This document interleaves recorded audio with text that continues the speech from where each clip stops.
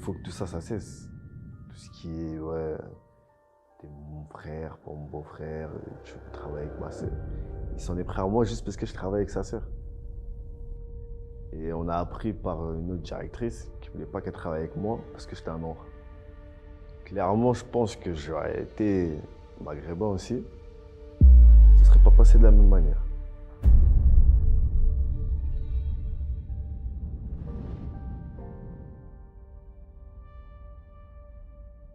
C'était une journée de boulot, comme d'habitude, de base, hein. J'étais au travail.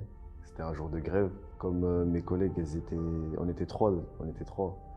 On avait pause de 14h jusqu'à 16h. Du coup, je les ai accompagnés au McDo. Ensuite, on est revenu au travail.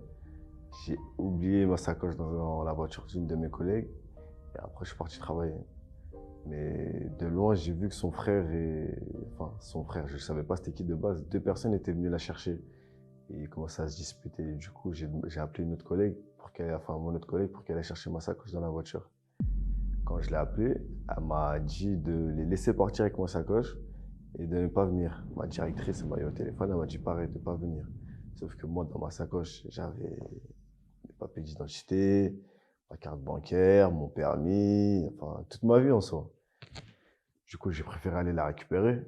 Et quand je suis allé la récupérer, directement, agressivement, il m'a dit qu'est-ce que ta sacoche elle fout dans dans la voiture de ma petite sœur en gros. Et c'est là que j'ai compris que c'était son grand frère de 34 ans. Je lui ai dit qu'il n'y avait rien d'ambigu, rien de bizarre. Ma sacoche a été juste là par pur hasard. Je l'ai oublié tout à l'heure quand je les ai accompagnés manger.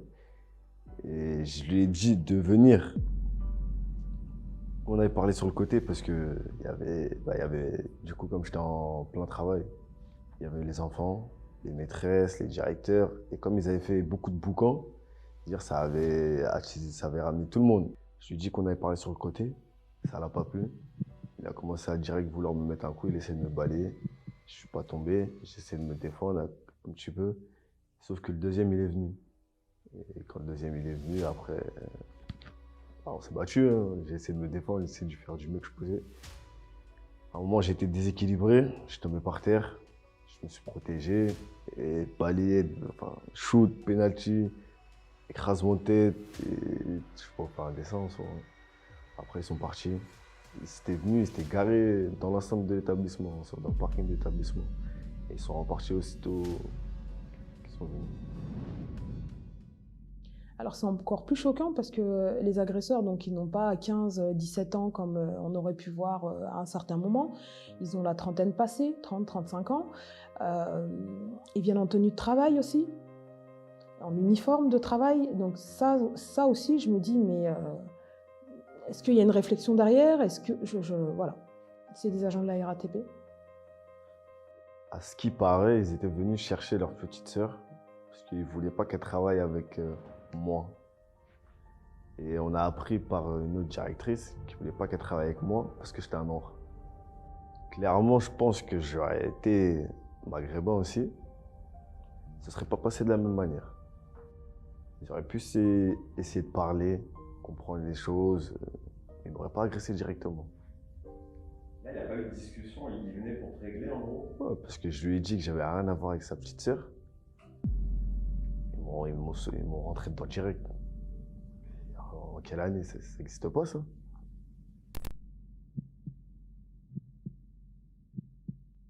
Je suis pas raciste.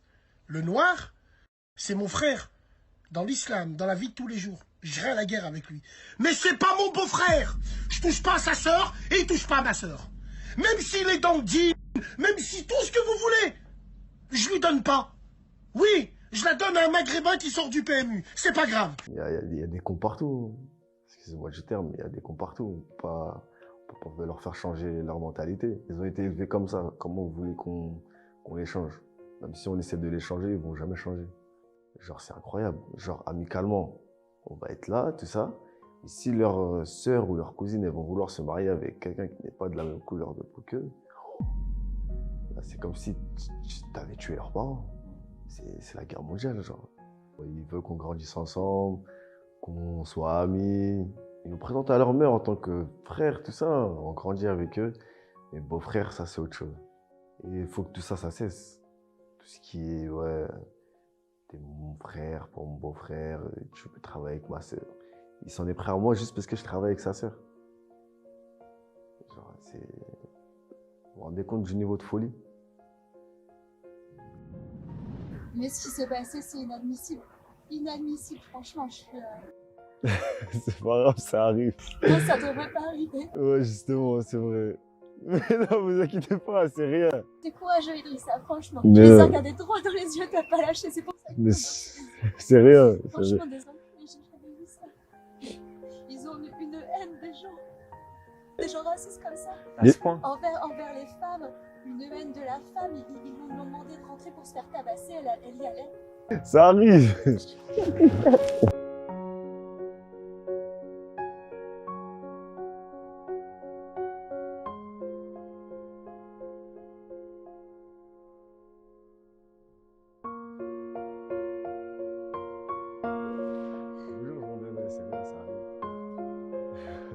Tenez le coup. Pour les enfants, pour les enfants. Pas pour moi, pour les enfants. Et voilà. Ça me fait de la peine, je vous jure, ça me fait de la peine. Ça me fait vraiment de la peine. Bah, moi, de base, je voulais pas porter plainte. Vous connaissez, je voulais agir comme un garçon, je voulais pas porter plainte. C'est ma tante qui est directrice, enfin, chef des chefs dans mon service, qui m'a forcé à aller porter plainte, du coup, avec ma mère. Je me suis senti soutenu qu'auprès de ma famille, c'est tout. Mais écoutez, ouais, j'ai l'impression qu'ils m'ont écouté. Après, c'est qu'une impression, parce que depuis là, il s'est rien passé. J'ai eu l'idée, je l'ai bien eu l'idée, je l'ai bien eu l'idée de me venger. Mais bon, on va essayer de laisser la justice faire les choses. Pour pas devenir un agresseur aussi, Je vais laisser la justice faire les choses, on verra après ce qui va se passer. Alors moi, je le convainc d'aller porter plainte parce que on peut pas, déjà, de un, on peut pas se faire justice soi-même. De deux, je pense qu'on a une administration qui fait qu'on a les moyens, nous, en France, hein, de pouvoir aller déposer plainte et de porter cette affaire devant la justice, pour pas que...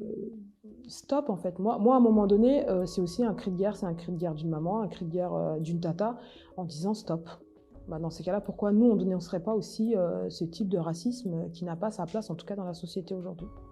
Moi, la fin de cette histoire, c'est vraiment que la justice fasse son travail et qu'à un moment donné, en fait, le message qui soit passé à l'ensemble des agresseurs, des jeunes, des anciens ou autre chose, c'est qu'on ne doit plus agresser un jeune parce qu'il est noir, parce qu'il est jaune, parce qu'il fricote avec notre sœur. Si on a un problème s'ils ont des problèmes avec leur sœur, très bien, vous réglez ça en famille.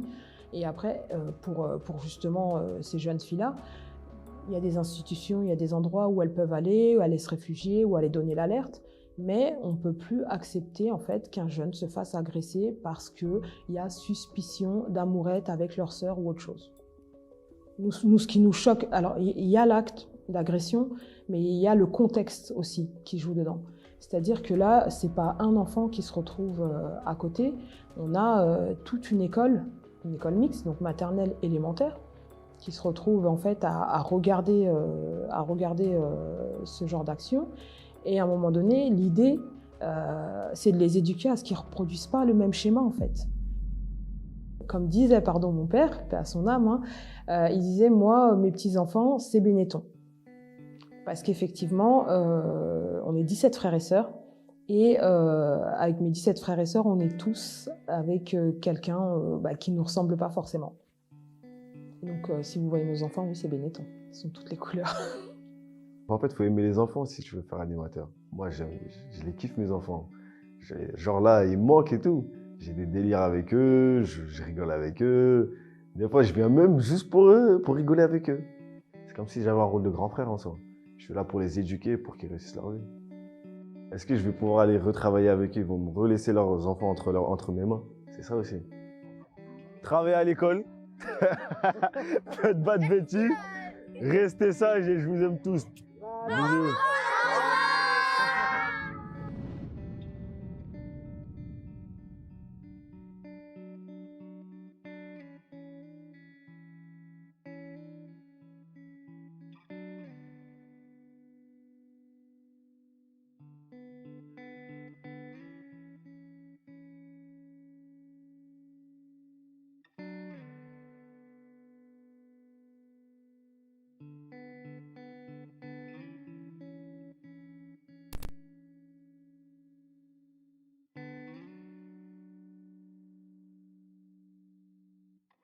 Merci.